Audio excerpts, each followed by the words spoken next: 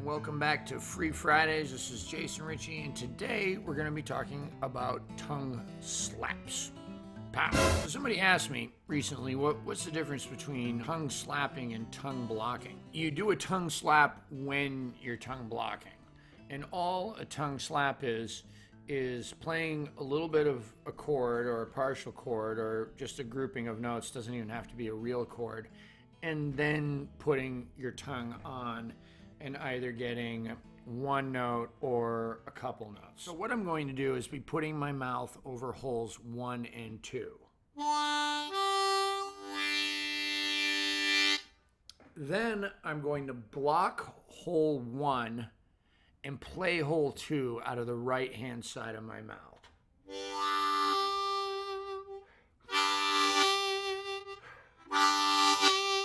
So I'm playing holes 1 and 2, and then my tongue is going over just hole 1. Right there, I'm tongue slapping by taking my tongue and putting it on a little later, playing holes 1 and 2, and then just playing hole 2 by putting my tongue over hole 1.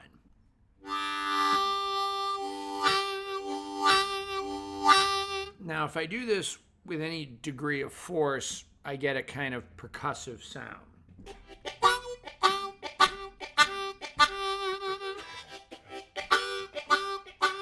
Now I can move this up to hole 3, which would require me to block holes 1 and 2, and then play just 3 out of the right-hand corner of my mouth. Right now, I'm going to play holes 1, 2, and 3 as a chord, and then apply my tongue to just holes 1 and 2.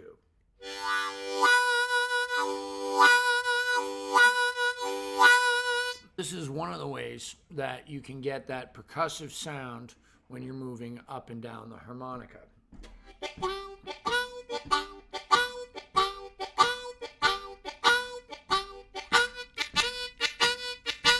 If I were to move up to hole 4, I would then block holes 1, 2, and 3 with my tongue and play just 4 out of the right side. I'm going to put my mouth over holes 1, 2, 3, and 4 and play the entire chord, and then apply my tongue to holes 1, 2, and 3 while playing 4 draw just out of the right side of my mouth.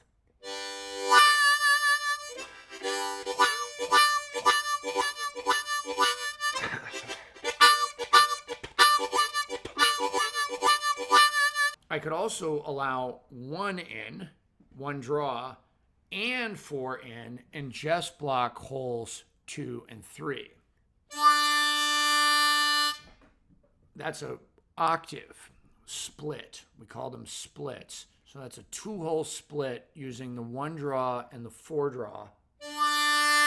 And if I wanted to slap it, I would just allow holes 2 and 3 to happen along with 1 and 4, and then put my tongue over holes 2 and 3.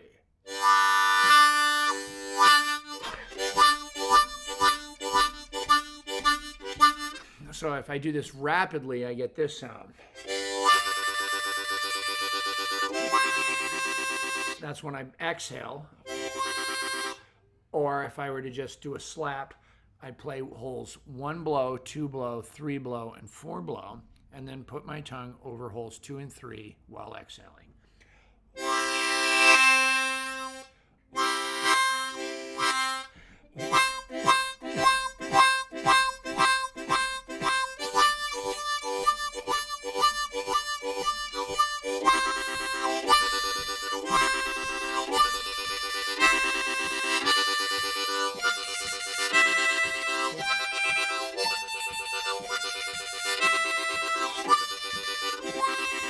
It's like a tongue trill, but just on and off. Some guys do that by sliding it back and forth. I can't do it.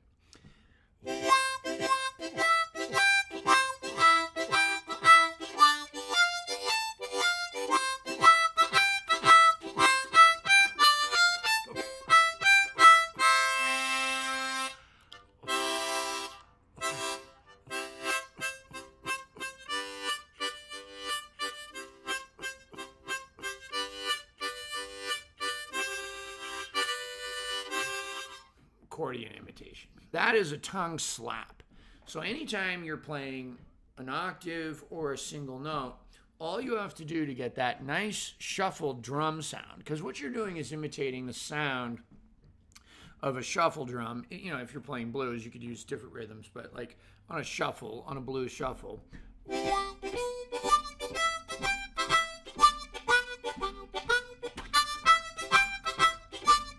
Pa-boom, pa-pop, pa-boom, pa-pop, pa-boom, pa-boom, pa-boom, pa-pop, pa-boom, pa-boom, pa-boom, ba-doom, ba-doom, ba-doom, ba-doom. Chord slap, chord slap, chord slap, chord slap.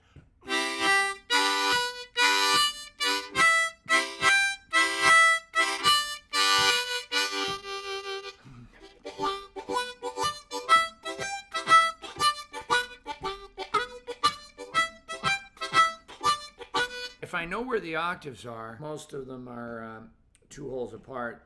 Not always, it's another lesson. But if I know where they are, I can incorporate more than one note.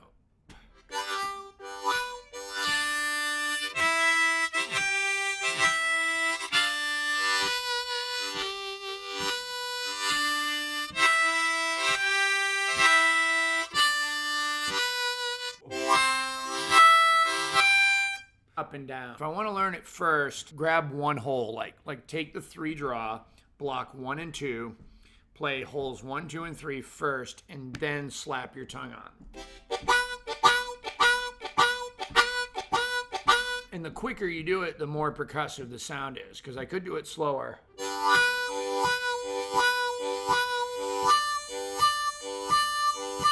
It's just 3 and 4.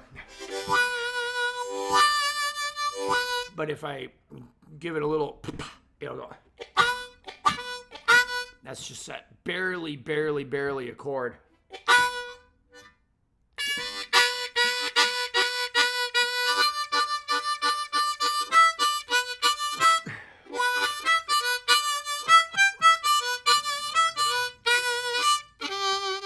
So it's all tongue blocking, but just allowing the tiniest amount of a chord to happen before I slap that tongue on it. Now, the better you get at tongue blocking single notes and double notes, the more force you're going to be able to hit it with. And even come underneath the note with a little bit of a bend.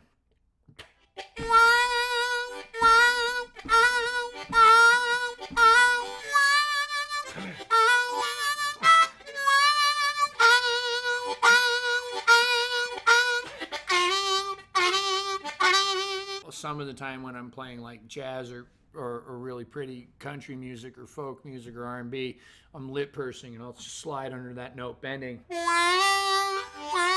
You can do that tongue blocking too. But what you can't do lip pursing is get that nice slap.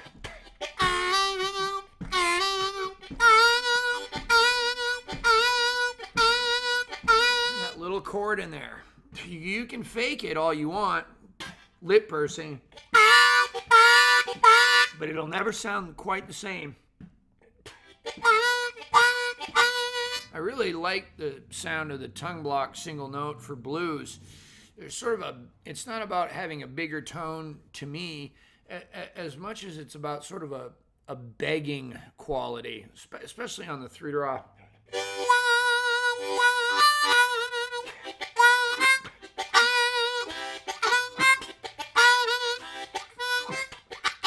So there I'm doing a little double tap on the chord. And then hitting the slap. So it's the same thing as going, except I'm only hitting it twice and then I'm slapping.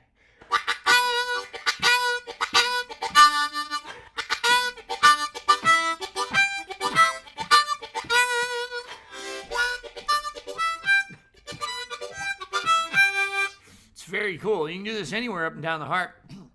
I'm sure you guys have heard me do it all the way up to the top.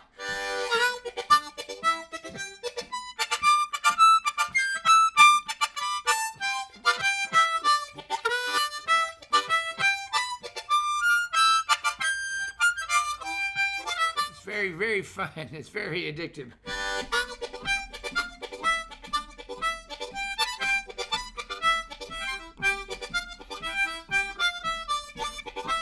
Right, it's super fun, right? It's like you start to sound like a band all by yourself. If you listen to some of the first position guys, even the German folk guys and the Irish guys and the French Canadian guys, people like Winslow Yerxa or Mike Caldwell, Richard Slay, or Paul Davies, right? If you listen to some of these guys, they're really, they sound like an entire band when they're playing.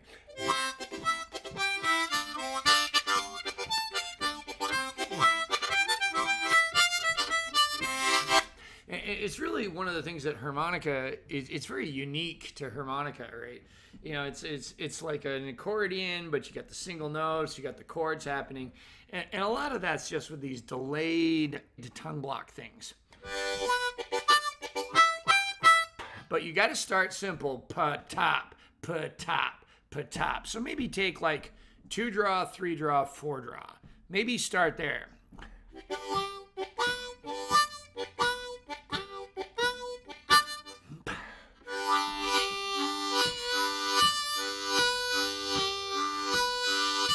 And then kind of get a little more percussive.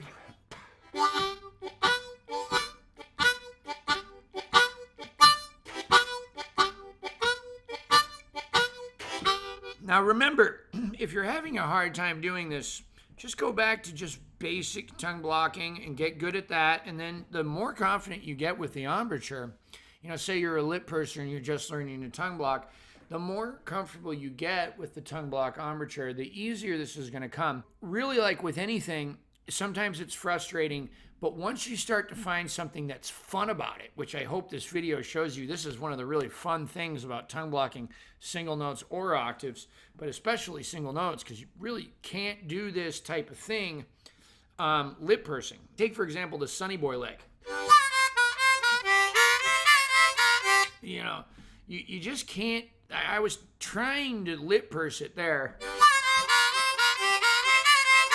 Now I'm playing the exact same notes as Sonny Boy, but it doesn't sound anything like him because I'm not tongue blocking. Now I'm trying to make it sloppy to sound chordal the way a tongue blocking does, but it doesn't sound anything like the way Sonny Boy does it, which is like this because he's tongue blocking.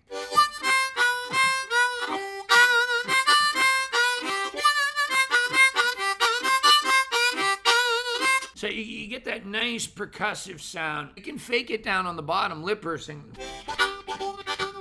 like Alan Wilson did, on the first 3 notes. But once you get up to 4 draw and higher, you can't fake that single note tongue blocking sound anymore.